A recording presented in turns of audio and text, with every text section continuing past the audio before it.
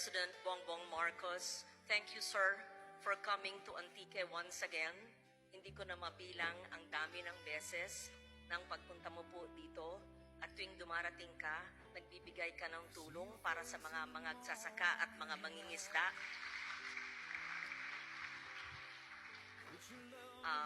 Thank you once again to you and cabinet members who are here. Hindi ko na po iisa-isahin.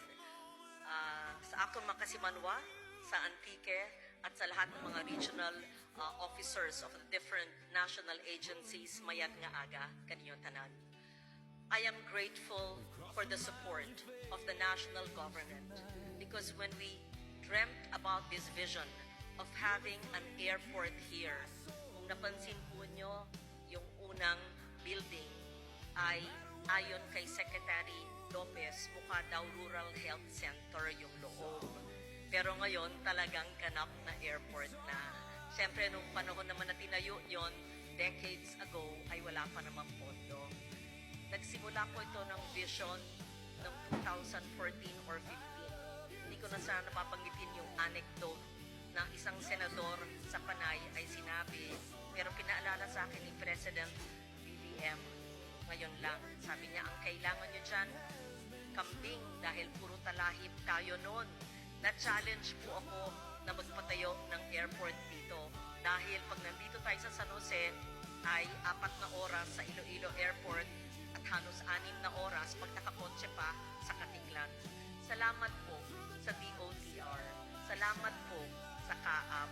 Salamat sa DPWH. Salamat sa DBM. Salamat sa national government. I will quote what Secretary Lopez said. Ito ang nangyayari sa mga proyekto na at the lowest cost, the whole terminal only cost 126 million, perhaps the lowest in the Philippines. And that tower only cost 46 million. Sabi niya, meron na silang paghahambingan sa ibang mga regional centers. So, the Antique Airport will be a model for regional and national development. Right now, I think it's 1,800 na ang length ng ating airport at pwede na, parang Katiklan na tayo.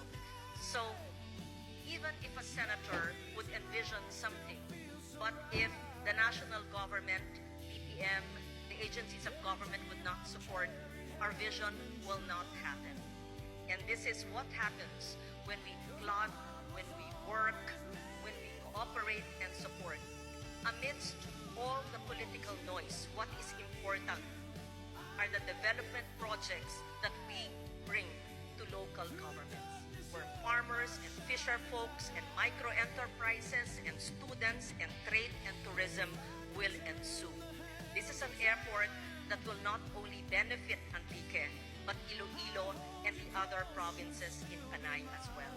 This is a gift, not from me, not just us, but collectively, all of those who have worked together for the betterment of a people in this beloved province where the mountains meet the sea.